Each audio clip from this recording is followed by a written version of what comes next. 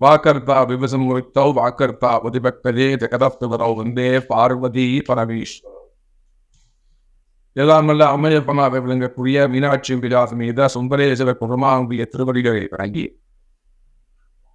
இந்த நாயடியின் கனவிலும் நினைவிலும் நித்தம் நித்தம் உதவி செய்யக்கூடிய என்னுடைய உபாசனை தேவதை ஸ்ரீ ஸ்ரீ வாராகி அம்பாளுடைய வாரதிகளையும் என்னுடைய பொருளாதாரையும் வழங்கி உலகம் முழுவதும் வாழக்கூடிய என் அன்பு பக்தர்களே, உங்கள் அனைவருக்கும் உங்கள் தாம்பாள் ஸ்ரீ வாராகி ஈசநேசம் சுவாமிகளுடைய ராசிகள் வாழ்த்துக்கள். ஜெய் வாராகி, ஜெய் ஜெய் பாபா. அன்பு பக்தர்களே, சுபமுகூர்த்த நாட்கள் நம்மளுடைய வாழ்க்கையில எப்பயோ ஒரு சந்தர்ப்பத்தில் தான் வீட்டில் ஒரு சுப நிகழ்ச்சிகள் செய்யக்கூடிய அந்த வாய்ப்புகளை உங்களுடைய ஜாதகம் அவங்களுக்கு கொடுக்குது. ஒரு குழந்தைக்கு ஒட்டணிக்கிறதா இருக்கலாம், காது குத்துறதா இருக்கலாம், ஒரு நிச்சயதார்த்தம், ஒரு சுப முகூர்த்தம், கல்யாண வைபவம், ஒரு கிரகப்பிரவேசம், இன்னும் ஏவியே எவ்வளோ விசேஷங்கள் ஒரு வீட்டில் கிரகவியம் பண்ணுறதா இருக்கலாம், வாசக்கார மாற்றி நிற்கிறதா இருக்கலாம், ரெனோவேஷனாக இருக்கலாம், வீட்டில் ஒரு நட்சத்திரம் ஒரு ஆயுஷம் பண்ணிக்கிறதா இருக்கலாம், வீட்டில் ஒரு கிரகவியம் மட்டும்தான் இருக்கலாம், அல்லது எல்லாரும் பரிகார பூஜையாக இருக்கலாம். சுப முகூர்த்த நாட்கள் மெயினாக கிரகப்பிரவேசம், கல்யாணம், நிச்சயதார்த்தம், ஒட்டணிக்கிறது, காது குத்துறது. இந்த சுப முகூர்த்த நாட்களை பொறுத்தவரை மக்கள் என்ன செய்யறாங்கன்னா, என்ன தப்பு பண்றீங்கன்னா, காலண்டரை பார்த்துக்க வேண்டியது. அன்னைக்கு தாலி போட்டிருக்கா, இன்னைக்கு சுப முகூர்த்த நாட்கள் போட்டிருக்கா, உங்களுக்கு வச்சுக்க வேண்டியதா வச்சுக்கோங்க அப்படின்னு செஞ்சுக்க. அந்த நாள் உங்களுக்கு ஒத்து வருதான்னு முதல்ல பார்க்கணும். இந்த சுப முகூர்த்த நாட்கள்ல காலண்டரை பார்த்து நீங்களே செஞ்சுக்கிறதால என்ன மாதிரியான ட்ரபிள்ஸ், என்ன மாதிரியான கஷ்டங்கள் வரும்னு கேட்டீங்கன்னா, அந்த நாளும் கோளும் உங்களுக்கு உதவி செய்யக்கூடியதாக இருக்க வேண்டும். முகூர்த்த நாள்ல என்ன ஃபர்ஸ்ட் கவனிக்கணும் தெரிஞ்சுக்கணி. ஏன் நாமளா காலண்டரை பார்க்கக்கூடாது? அதுல என்ன தப்பு நடக்கும்? ஒரு நாள் இருக்குன்னா அந்த நாள் என்பது உடம்பு வச்சுப்போம். நாள் என்பது உடம்பு. இந்த உடம்புக்கு எப்படி உயிர்னு ஒன்று இருக்கு, பார்வைன்னு ஒன்று இருக்கு, பஞ்சபோதங்கள் இருக்கு இல்லையா? எப்படி இந்த உடம்புக்கு உயிர் இருந்தாக்க உடம்புக்கு வேல்யூ. அப்புறம் பார்வை முக்கியம். அப்புறம் தான் பகவான் யோகா திதி நட்சத்திரம். அப்போ ரொம்ப முக்கியமானது எது அப்படின்னு கேட்டீங்கன்னா, அந்த நாள் அது ஃபர்ஸ்ட் நல்லா இருக்கும், உடம்பு நல்லா இருக்கும். அது கர்நாடா இருக்கக்கூடாது, வளர்வரியா இருக்கணும், தேய்வரை இல்லாமல் இருக்கணும். அந்த நாளுக்கு நேத்திரன் ஜீவன் ரொம்ப முக்கியம், உயிர் ரொம்ப முக்கியம். அந்த ஜீவன் இருக்கான்னு பார்க்கணும், நேத்திரம் பார்வை இருக்கான்னு பார்க்கணும். இதை ரெண்டும் இருந்தாதான் அப்புறம் தான் நம்ம முகூர்த்த நாள் அப்படிங்கிறதையும் நம்ம போகணும். அப்புறம் அதை வளர்வரியா பார்க்கணும், அப்புறம் தேய்வரியா பார்க்கணும். இப்போ நீங்க எதையுமே கவனிக்காம அவங்க சொல்லுமே சத்திரங்கவினா சாமி ஒருத்தர் சொன்னார், அன்னைக்கு ரொம்ப திட்டி விட்டவர். அவங்க வெளிநாட்டில் இருக்கிறாங்க, கனடாவில் இருக்காங்க, இங்கே முகூர்த்தம் வச்சுக்கிறாங்க. சொன்ன இந்த டேட்டில் இந்த சத்திரம் விசாரிச்சது சத்திரம் கிடைக்காது சாமி, அதனால இந்த தேதியை மாற்றி வச்சுக்கிட்டாங்க அப்படின்னா. அந்த தேதியை எடுத்து பார்த்தோம்னாக்கா அந்த பசங்களுக்கு ஒத்து பிடிச்சி திட்டி விட்டார். சார், ஒரு சத்திரம் முக்கியமா அல்லது நம்ம பசங்களுடைய வாழ்க்கையை முக்கியமா? சார், எதுக்கு நீங்கள் முக்கியத்துவம் கொடுக்குறோம்? அதை கல்யாணம் பண்ணிட்டு பிள்ளைகளுக்கு அப்புறம் அதை பொண்ணு 2 மாசத்துல போயிடுச்சு, 3 மாசத்துல போயிடுத்து, பையன் போச்சுன்னு போயிட்டாரு, மாப்பிள்ளை போச்சுன்னு போயிட்டாரு. இதெல்லாம் நீங்களா இந்த மாதிரி ஒரு முகூர்த்த நாள் பார்த்துட்டு வந்துட்டு பசங்களுடைய எதிர்காலம் முக்கியம் இல்லையா? இல்லை தாலி கட்டுற நேரம், தாலி கட்டுற முகூர்த்தம் முக்கியம் கிடையாதா அப்படி இது சொல்லி அப்புறம் அந்த தேதியை நல்லபடியா நல்ல நாளாக பார்த்து குறிச்சு கொடுத்து சத்திரமே வேற சத்தம் இருந்து நிறைய பேர் செய்யக்கூடிய தவறு என்ன, சத்திரம் கிடைக்கிறார் அப்படின்றதுதான் ரொம்ப முட்டாள்தனம். நான் ரொம்ப முக்கியமும் அடிச்சு சொல்றேன், படிச்சு சொல்றேன். முகூர்த்த நாள் ரொம்ப ரொம்ப ரொம்ப முக்கியம். அது வடவுகளை தேய்முறைங்கிறது 2வது பட்சம் தான். அந்த நாள் தாராபலன் உங்களுக்கு இருக்கான்னு சொல்லணும். ஃபர்ஸ்ட் என்ன முக்கிய முகூர்த்தவளுக்கு தாராபலன் இருக்கான்னு பார்க்கணும். சந்திராஷ்டமம் உங்களுக்கு இல்லாமல் இருக்கணும், சந்திராஷ்டமம் இல்லாமல் இருக்கணும்.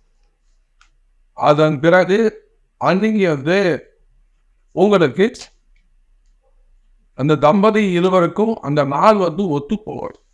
தாராபலன் இருக்கணும், சந்திராஷ்டமம் இல்லாமல் இருக்கணும். உங்கள் 2 பேருக்கும் லாபம் ஒத்து போகும்.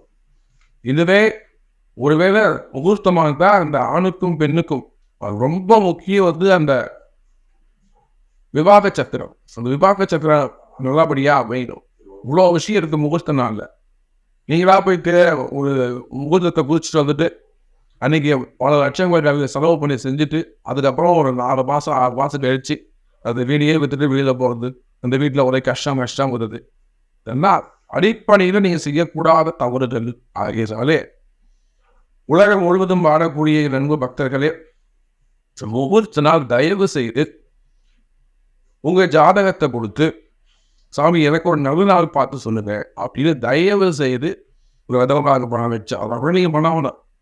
அட்லீஸ்ட் ஒரு வாட்ஸ்அப்லையாவது கேட்டு முகூர்த்த நாள் ஐயில கேட்டு செய்யும். ஃபர்ஸ்ட் எது வளர்பறை எது தேய்வினையில் எது செய்யணும். தேய்வினை முகூர்த்தத்தில் ஒரு வாசக்கால் வைக்கிறது, அருகால் வைக்கிறது, கீழே நோடுறது, கிணறு நோடுறது, போர் போடுறது, உழவு செய்கிறது, இந்த பூமிக்கு கீழே நோண்டி செய்யக்கூடிய வேலைகளை எல்லாம் கீழ் நோக்கி செய்யக்கூடிய வேலைகளை எல்லாம் தெய்வனை முகூர்த்தத்தில் செய்யலாம்.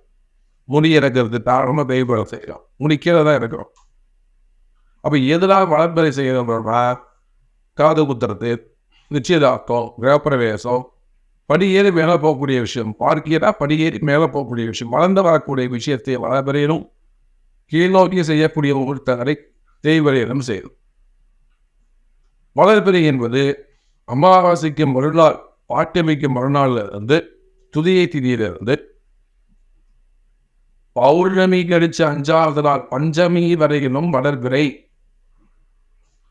நிறைய பேர் பௌர்ணமி கழிச்சாலே தெய்வரை நினைச்சிடுறாங்க. அப்படி கிடையாது. பௌர்ணமி கழிச்சு 5வது நாள் துதியை திருதியை சதுர்த்தி பஞ்சமி இந்த 4 நாளும் வளர்பிறை தான்.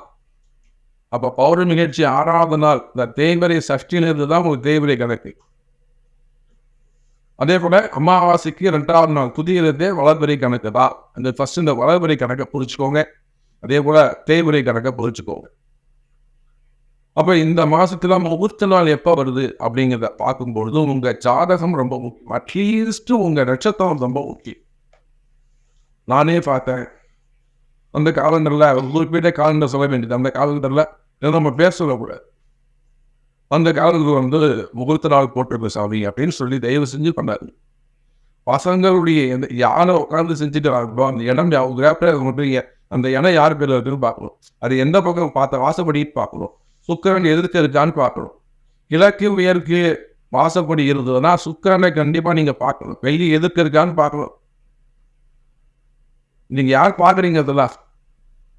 அப்போ சுக்கிரன் நீங்க கிழக்கு மேற்கு மட்டும்தான் அது பொருந்தும். உனக்கு தெரிஞ்சு அது பொருந்தா. அப்போ கிரகப்பிரவேசம் அமைக்கும் போது எந்த பக்கம் பார்த்த ஆசைப்படின்னு பார்க்கணும். அதே போல உட்காந்து யார் பூஜை பண்றாங்களோ முறையாகிறாங்களோ அவங்களுக்கான நட்சத்திரங்கள் என்ன பார்க்கணும். அப்புறம் அந்த வீட்டுக்கு என்ன மாதிரி ஆகும் நம்ம பூஜைகள் செய்யணும் அப்படிங்கிறத ஐயா வச்சுதான் நீங்க முடிவு.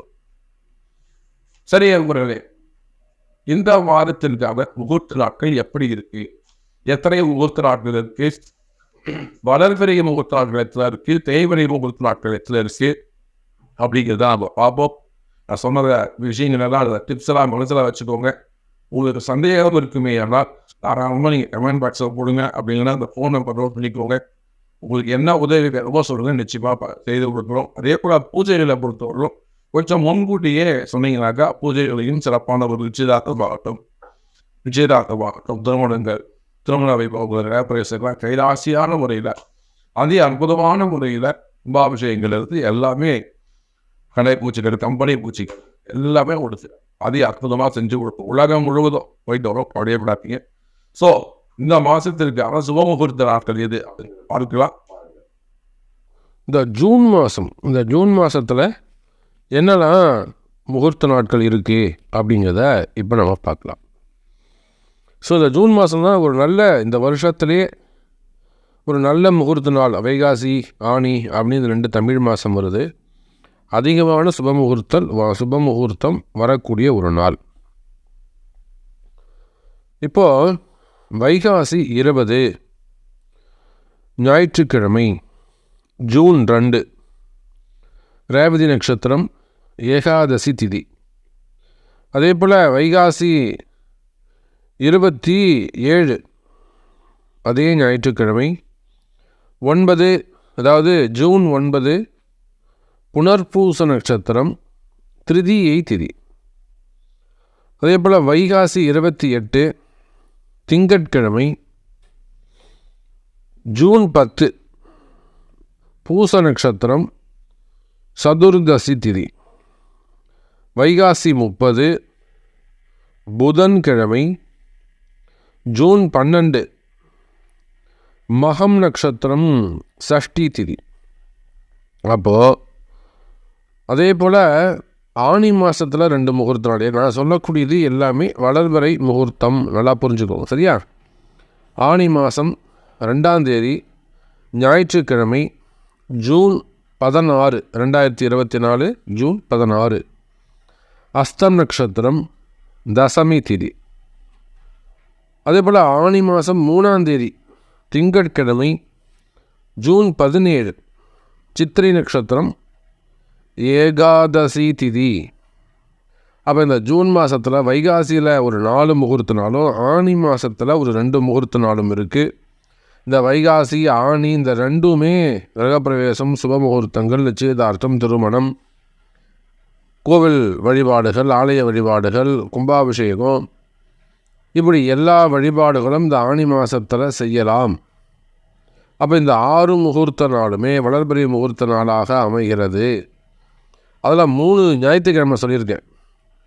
அதாவது ஜூன் 2, ஜூன் 9, ஜூன் 16 இது 3மே ஞாயிற்றுக்கிழமை முகூர்த்தங்கள்.